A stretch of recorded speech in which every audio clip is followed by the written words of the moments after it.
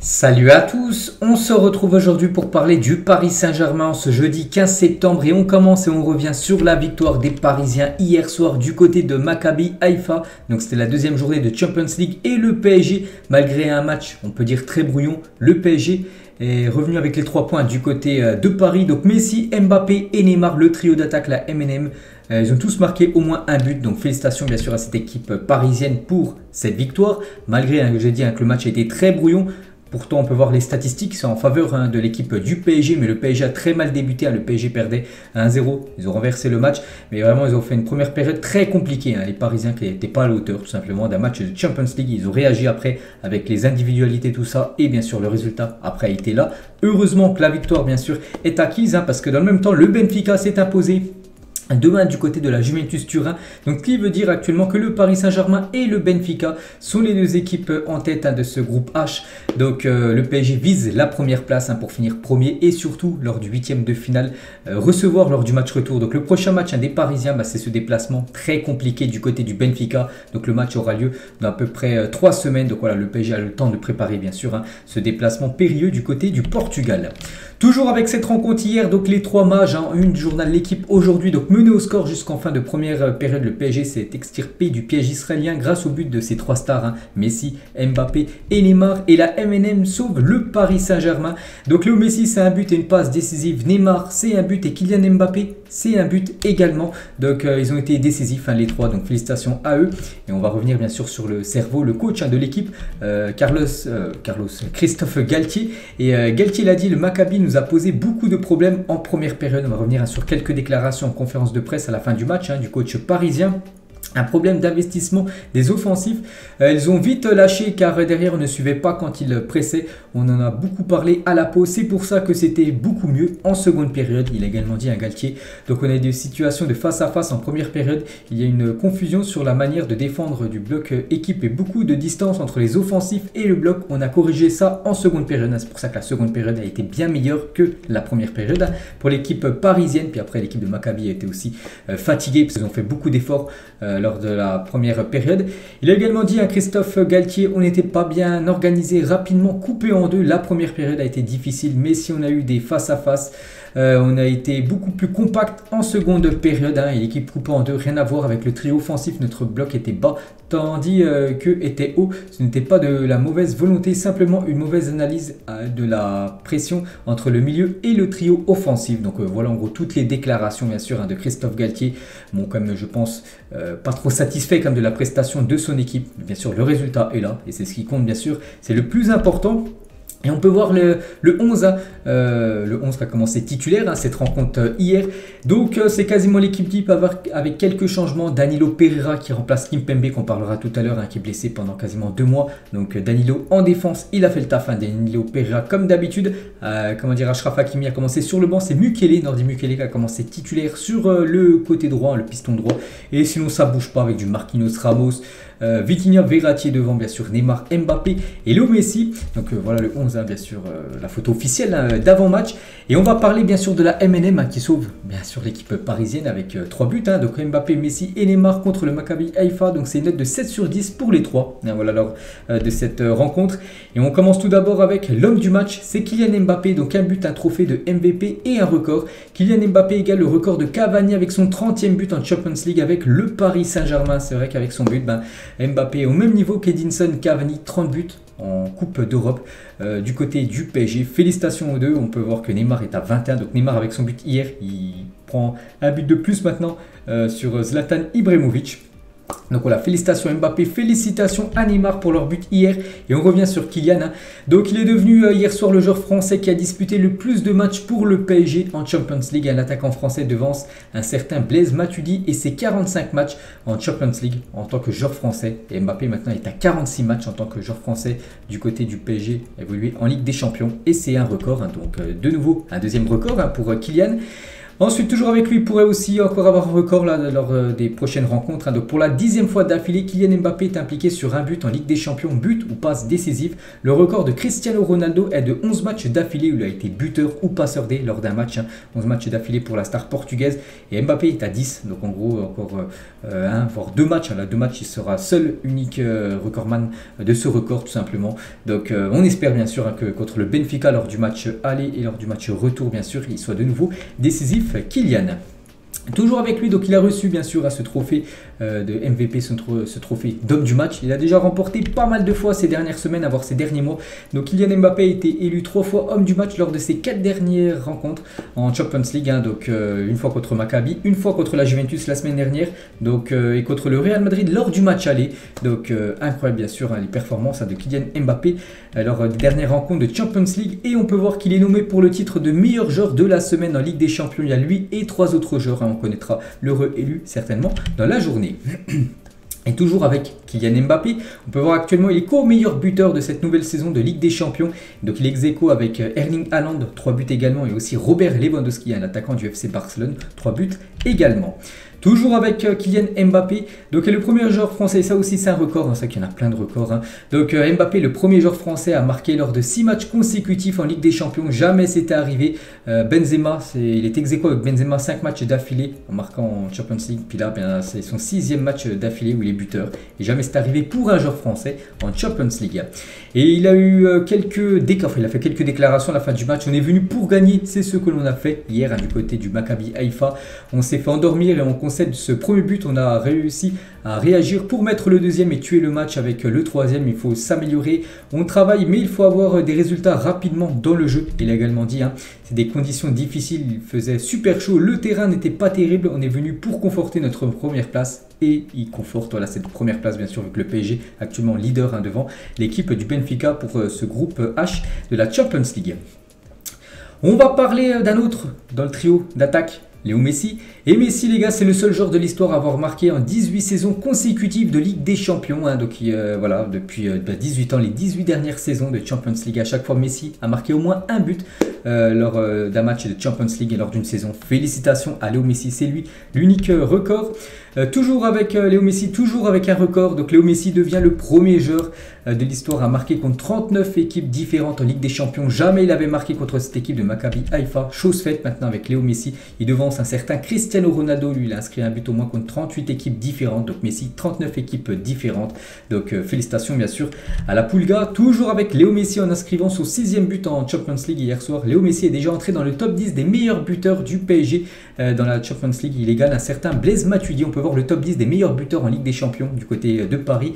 Donc Messi au même niveau que Matuidi, 6 buts.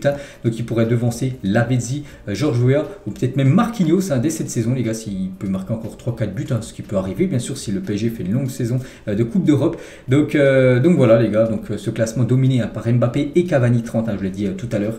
Donc félicitations bien sûr à Léo Messi pour son entrée dans le top 10. Toujours avec Messi, donc il inscrit le 464e but du Paris Saint-Germain en Coupe d'Europe. C'est le meilleur total pour un club français en compétition européenne, ex-aequo avec l'équipe de Lyon. Donc voilà, tout est dit. Après, n'oubliez pas que Lyon ne joue pas la Coupe d'Europe cette saison. Le PSG joue la Coupe d'Europe cette saison, donc le prochain but du Paris Saint-Germain en Coupe d'Europe, donc en Ligue des Champions. Le PSG sera le seul club français à avoir marqué le plus de buts en Coupe d'Europe. Et toujours avec Léo Messi. Donc hier on peut voir qu'un fan, un fan parisien je pense, qui était dans les tribunes, donc il est parti sur la pelouse à faire une accolade avec la Pulga, Léo Messi. Bon après on peut voir que les stadiers bien sûr sont vite intervenus bien sûr pour les séparer. On va parler cette fois-ci de Neymar les gars. Donc Neymar, ça faisait longtemps qu'il n'avait pas marqué en Ligue des Champions. Donc la dernière fois c'était en décembre 2020, ça allait bientôt faire 2 ans quand même. Donc c'était contre l'Istanbul Basaksehir. Et enfin Neymar a été buteur. Donc Neymar a été décisif lors de ses 16 dernières titularisations avec le PSG, 19 buts et 10 passes D, c'est incroyable. Voilà, tout est dit sur la photo. À chaque fois qu'il commence titulaire lors de ses 16 derniers matchs, il a quand même des stats complètement folles. Toujours avec lui, on peut voir que c'est actuellement le deuxième meilleur buteur sud-américain de l'histoire de la Ligue des Champions. Donc 42 buts pour Neymar, il devance Sergio Aguero qui est à 41, le recordman Léo Messi. 126 buts dans la compétition, cette Champions League, donc beaucoup de buts bien sûr inscrits du côté du Barça, et 6 120 du côté du Barça et 6 du côté du Paris Saint-Germain pour Léo Messi.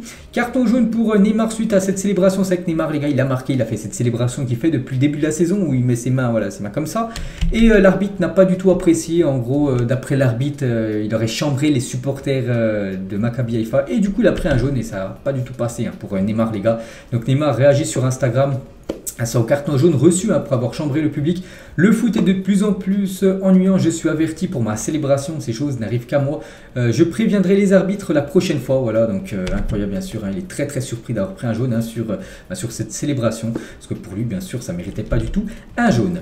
Et Léo Messi, Mbappé et Neymar, donc ils ont tous scoré hier contre cette équipe de Maccabi Haïfa, donc bonne nouvelle bien sûr pour le trio d'attaque parisien. On va parler cette fois-ci de la défense, en attaque ça a été avec 3 buts, mais la défense, bon ils ont encaissé un but, et c'est quand même la 10e fois d'affilée à l'extérieur en Ligue des Champions que le PSG prend au moins un but. Il faudrait essayer au moins de faire un match en clean sheet sans prendre de but à l'extérieur, c'est faisable, surtout quand on voit les défenseurs du côté de Paris. Mais c'est vrai que voilà, cette défense n'a pas été au top, et c'est vrai que l'attaque de Maccabi Haïfa, les gars, pourtant ça faisait longtemps qu'ils n'avaient pas marqué en Champions League, ça remonte à novembre 2002, leur dernier but, ça faisait plus de 20 ans qu'ils n'avaient pas remarqué en Ligue des Champions, puis là ils ont marqué contre le Paris Saint-Germain, donc ça c'est pas ouf comme stat pour l'équipe parisienne. Et les joueurs parisiens, on peut voir que Nuno Mendes et Marquinhos ont hérité de la note de 4 sur 10 aujourd'hui dans le journal L'équipe, donc en gros un match insuffisant des deux. Et concernant Sergio Ramos et Nordi Mukiele, eux hérité une note de 3 sur 10, ce qui équivaut à un mauvais match de la part de Ramos et de Mukiele bien sûr hier lors de cette rencontre. Sergio Ramos, les gars, sur son compte Twitter, une victoire difficile à obtenir aujourd'hui, donc voilà ce qu'il a pu mettre, le défenseur espagnol. Vitinha gagnant en Champions League, quel plaisir, allez Paris. Fabien Ruiz, Champions League nuit, donc en gros voilà quelques photos qu'il a pu mettre sur ses réseaux sociaux. Fabien Ruiz qui est rentré en cours de jeu. Daniel Pereira, un match très difficile, mais les 3 points sont à nous, allez Paris, voilà ce qu'a pu mettre le défenseur au milieu portugais maintenant de l'équipe, bien sûr du Paris Saint-Germain, le joueur de Danilo. Et Donnarumma, après la victoire, belle rencontre de Donnarumma. Bon, après il n'a rien pu faire sur le but inscrit de Maccabi Haïfa, mais je trouve qu'il a fait un bon match, le gardien italien. Donc voilà toutes les autres photos tout simplement. Donc voilà la victoire, on va surtout retenir la victoire parce que dans le jeu, malgré que le PSG a su réagir parce qu'il perdait 1-0, le jeu on sait qu'il peut faire bien mieux cette équipe parisienne. Et une petite info juste concernant la Ligue des Champions Junior, la Youth League, les U19 parisiens se sont imposés 5-0 hier du côté de Maccabi Haïfa. Donc un doublé pour Ismaël Garbi, un doublé pour Noah Lemina et un but et une passe D pour Ilyes Ousni. Donc félicitations bien sûr à l'équipe junior, on va dire, parisienne. Du coup, la Ligue des Champions, c'est fait. On peut voir le programme pour les prochains matchs. Donc dimanche, grosse affiche, le PSG se déplace du côté de Lyon. Donc le 18 septembre à 20h45, c'est dimanche soir, et après ça sera la trêve internationale pendant 2 semaines.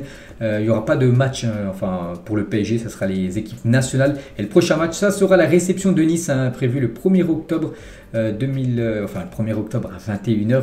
Et donc ça sera un samedi soir parce que quelques jours après, donc au milieu de semaine, ça sera la Champions League.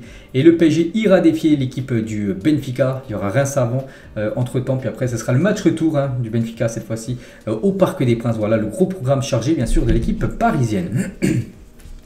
Et concernant tous ces matchs-là, les 2, 3, 4, 5, les 5 affiches plus la 6e, parce que Kimpembe, les gars, va être indisponible 6 semaines et le défenseur parisien manquera le classique face à l'OM le 16 octobre prochain. Pour l'instant, on ne le voit même pas dans ce calendrier. Mais bon, le prochain match après le Benfica, c'est la réception de l'équipe de Marseille et devrait louper tous ces matchs à Kimpembe qui est sorti sur blessure, souvenez-vous, il y a quelques jours avec son tacle qu'il avait fait contre l'équipe de Brest. On va parler de Léo Messi. Le Paris Saint-Germain cherche à prolonger le contrat de Lionel Messi. Le club de la capitale est séduit par ce qu'il montre ces derniers mois. Voilà, le PSG voudrait prolonger Léo Messi. N'oubliez pas qu'il est en fin de contrat, en fin de saison, en juin 2023. C'est pour ça qu'il faut commencer à parler à Léo Messi pour voir ce qu'il veut faire la saison prochaine. Donc voilà, le PSG va commencer bien sûr à avancer ses pions pour essayer de prolonger l'Argentin. Après, Léo Messi, les gars, ne prendra aucune décision sur son avenir avant 2023. Il veut se concentrer sur la Coupe du Monde d'après Fabrizio Romano. Donc voilà, il devrait prendre une décision après la Coupe du Monde, le joueur Léo Messi, concernant son futur en club. Ramos lui est ouvert à une prolongation au Paris Saint-Germain. Donc l'international espagnol est le patron du vestiaire, et d'après des habitudes du camp des loges, son bail sera étendu seulement s'il donne des garanties et que son niveau est constant. Bien sûr, là on peut dire qu'il est quand même plutôt pas mal ce début de saison, malgré qu'il a fait un match quand même compliqué hier. Les autres matchs ont été très satisfaisants pour Sergio Ramos et il pourrait peut-être avoir une prolongation d'une saison de plus du côté de Paris. N'oubliez pas qu'il est en fin de contrat, en fin de saison. L'ancien défenseur du Real.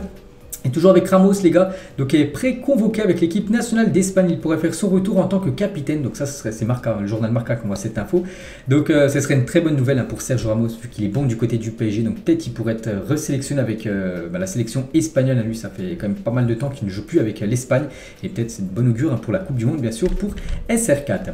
Et toujours avec les prolongations de contrat, donc on a parlé de Léo Messi et Ramos, et aussi Marco Verratti, Marquinhos et Kimpembe, le PSG s'active actuellement pour prolonger ces 5 joueurs. Qui pourraient voir leur contrat prolongé du côté du club parisien. Toujours avec les prolongations, on va parler de la prolongation de contrat de Kylian Mbappé qui a été signé là il y a quelques mois. Avec le PSG porte jusqu'à 2024 et non jusqu'à 2025. La troisième année est une option et à la discrétion du joueur. Donc en gros, on pensait qu'il avait le maillot 2025, il a signé 3 ans, non, il a signé 2 ans plus une année en option. L'année en option, c'est lui ou non qui va la valider ou non. C'est-à-dire à partir de 2024, s'il ne veut pas lever cette option de la dernière année, donc il pourrait quitter le club libre, donc en gros dans 2 ans. Ce qui voudrait dire, les gars, qu'on soit convaincre Mbappé d'activer son option, comme ça il resterait jusqu'en 2025, ou soit tenter de vendre le français pour ne pas le voir partir libre en 2024.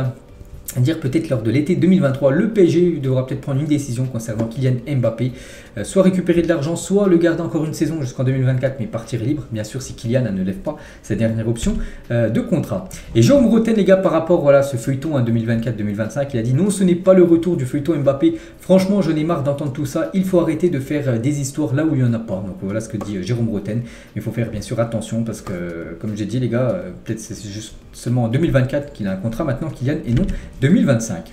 On va parler du trio, la MNM, et après l'histoire du penalty gate, Léo Messi a calmé le jeu entre Neymar et Mbappé. Vous souvenez-vous, il y avait un conflit entre Neymar et Mbappé il y a déjà quelques semaines. On peut voir que Léo Messi a parlé aux deux vraiment pour essayer d'apaiser, on va dire, les tensions. L'Argentin a essayé de rapprocher les positions des deux joueurs et on peut voir que maintenant ça va plutôt bien entre Neymar et Kylian Mbappé. Les nommés pour le titre UNFP du meilleur joueur du mois d'août, et sur les 3 joueurs, il y a 2 Parisiens, Messi et Neymar, et un joueur de lance, un Sotoka. Donc voilà, parmi ces 3, un sera élu meilleur joueur du championnat de Ligue 1 pour le mois d'août, le mois dernier. Donc je pense, déjà là ça va être dévoilé dans peut-être demain, je crois que on connaîtra bien sûr l'heureux élu. Et il y a de grandes chances, je pense, que ça soit le joueur brésilien Neymar. Et concernant Léo Messi, ça c'est officiel, le retourné de Léo Messi face à Clermont a été élu but du mois d'août en Ligue 1. Souvenez-vous, ce but qu'il a inscrit lors de la première journée, ce retourné acrobatique, en gros c'est le plus beau but du championnat français sur le mois dernier. Et toujours avec Léo Messi, la malédiction des poteaux en Ligue 1, c'est vrai qu'il a touché beaucoup de fois les poteaux. Depuis son arrivée au PSG la saison passée, l'Argentin a heurté les poteaux à 13 reprises, soit plus que son nombre de buts à 9. Donc ça aurait fait poteau rentrant à chaque fois, donc on aurait fait 13 plus 9, et là bien sûr il aurait eu des très très belles statistiques, Léo Messi en Ligue 1. On va parler d'un joueur qui pourrait peut-être quitter cette équipe de Paris aujourd'hui, ce jeudi. Donc le PSG aurait proposé Keylor Navas à l'Olympiakos. Le joueur ne veut pas être le numéro 2 du côté de Paris. C'est pour ça qu'il cherche une porte de sortie. Il n'y a plus beaucoup de choix parce qu'il reste ce mercato, les gars. Donc si l'opération se réalise, ça sera un prêt. Mais tout devrait se faire aujourd'hui, si ça se fait. Parce que le mercato grec, en gros, le mercato ferme ce soir. En Grèce, l'Olympiakos, c'est déjà censé signer James Rodriguez, Cédric Bakambu, plus peut-être aussi Keylor Navas. Donc voilà, peut-être Keylor Navas, les gars, pourrait quitter l'équipe de Paris aujourd'hui pour rejoindre l'Olympiakos, vu que, comme j'ai dit, la fin du mercato grec, c'est ce soir. Donc si ça se fait, ça sera dans la journée. Sinon, il restera du côté de Paris au moins jusqu'à l'hiver prochain. Marquinhos sur Ramos, j'ai vu passer plusieurs grands joueurs et j'essaie d'apprendre un peu de chacun. La saison dernière, on n'a pas pu beaucoup jouer ensemble, mais tu voyais que c'était un champion. Aujourd'hui, il enchaîne les matchs et ça fait plaisir de jouer à ses côtés. Voilà la belle déclaration de Marquinhos par rapport à Sergio Ramos. Christophe Galtier l'a dit, on souhaitait un défenseur central supplémentaire car on a un calendrier de fou. Dans les dernières semaines, c'était impossible de le faire et de trouver une alternative à Skriniar. Je comprends mon président de ne pas avoir accepté les conditions de l'Inter, qui demandait quand même plus de 40 millions d'euros pour lâcher à Milan Skriniar. Et du coup, Galtier comprend que le PSG n'a pas voulu débourser autant d'argent pour s'offrir ce joueur, mais le PSG a toujours des contacts avec Milan Skriniar. Le club de la capitale tentera de recruter le défenseur slovaque en janvier prochain, lors de la prochaine fenêtre de Mercato. Vitinha, il a dit, ce joueur portugais, donc Danilo Pereira et Nuno Mendes m'ont particulièrement aidé. Je les connaissais déjà à mon arrivée, ce sont 2 personnes extraordinaires, en plus d'être de footballeurs incroyables. Voilà ce que dit Vitinha par rapport à son adaptation du côté de Paris, bien sûr. Il a été épaulé, on va dire, par 2 autres portugais portugais Danilo Pereira, Nuno Mendes qui l'ont bien conseillé du côté de Paris. L'émir du Qatar sur le PSG, donc c'est le propriétaire du club, celui qui est au-dessus de Nasser. Donc Nasser c'est le président, après il y a le propriétaire qui est au-dessus, c'est l'émir du Qatar, celui qui est debout sur cette image. Si vous voulez investir dans n'importe quel sport, vous devez le faire avec passion, sinon vous gaspillez votre argent. Nous sommes fiers de la décennie passée au Paris Saint-Germain. C'est que ça fait 10 ans que QSI a investi dans l'équipe parisienne. La valeur du club a été multipliée par 30. Maintenant, ça coûte très cher bien sûr à l'équipe du PSG. Et il dit qu'il est très content, très fier bien sûr de ce qu'il a pu apporter du côté du PSG, ce que vaut maintenant cette équipe parisienne par rapport à tous les clubs au monde. Le meilleur buteur des U19 du PSG la saison dernière, c'était Oumar Yansane, donc il est né en 2003, et on peut voir qu'il quitte le PSG, signe un contrat de 5 ans avec l'équipe de Al Ahly SC au Qatar, donc certainement un gros contrat, un gros salaire peut-être pour lui, donc dommage, c'était un crack du côté du PSG, un meilleur buteur des U19, et du coup il rejoint le championnat qatarien, donc qatari plutôt, donc bonne chance à lui, peut-être qu'il pourrait revenir peut-être dans le futur du côté du club parisien. On va parler du prochain FIFA 23 qui sort dans exactement 15 jours, le 30 septembre. Et on peut voir la carte officielle de Kylian Mbappé pour ce prochain FIFA. Donc l'une des, je pense, la plus grosse carte en régular. 91 de note générale, 97 de vitesse, 92 de dribble, 89 de tir, une carte exceptionnelle, 5 étoiles de geste technique, 4 étoiles de mauvais pied pour Kylian Mbappé. Énorme carte bien sûr pour Kylian. La même chose pour Messi, 91 de note également générale. Pour Léo Messi, bon, moins de vitesse que Kylian, bien sûr il va beaucoup moins vite, 4 à 14 de dribble ou même 89 de tir ou 90 de tir de passe pour Léo Messi, très belle carte aussi pour la Pulga. Et Neymar les gars, voilà sa carte, 87 de vitesse, 93 de dribble, 89 de note générale, et il a descendu Neymar les gars. Donc pour la première fois depuis FIFA 16, Neymar a une note générale en dessous de 90, parce qu'avant il avait 91, 91, 92, 92, 92, 92 et en FIFA 16 88. Donc du coup là il repasse en dessous des 90, 89 pour le joueur Neymar. Donc 5 anciens entraîneurs du PSG sont libres actuellement, comme Thomas Tuchel qui a été licencié par Chelsea, Vahid Halilhodžić, Mauricio Pochettino, Paul Le Guen ou même Laurent Blanc. Voilà, tous ces anciens coachs du PSG sont actuellement sans club, vu qu'ils n'ont actuellement aucune équipe à diriger. Et on finit les gars cet épisode aujourd'hui rapidement avec le foot féminin et une belle recrue, parce que c'est Jackie Groenen, les gars, s'engage avec le Paris Saint-Germain jusqu'en 2025 et c'est une internationale néerlandaise, donc c'est quasiment la meilleure joueuse de l'équipe des Pays-Bas. Elle s'engage du côté de Paris jusqu'en 2025, donc félicitations à Paris pour cette signature, félicitations aussi à elle du côté du PSG féminin. Et aussi une autre recrue qui devrait se faire aujourd'hui, c'est Sarah Bouhaddi, ancienne gardienne emblématique de l'équipe de Lyon et des Bleus, va signer ce jeudi au Paris Saint-Germain. Donc elle, c'est officiel, la néerlandaise, et elle, ça devrait se faire dans la journée. Donc voilà une petite info concernant le foot féminin. Donc voilà les gars ce qu'il y avait à dire aujourd'hui concernant l'équipe du PSG. J'espère que ça vous a plu. On va se retrouver certainement, je pense, dimanche soir pour le débrief de Lyon PSG, et dans la prochaine vidéo comme ça, avec toutes les infos, ça sera lundi, toujours le lundi et le jeudi les gars. 2 vidéos par semaine à consacrer bien sûr à l'équipe parisienne. Moi je vous laisse, bonne journée à vous et à plus tard.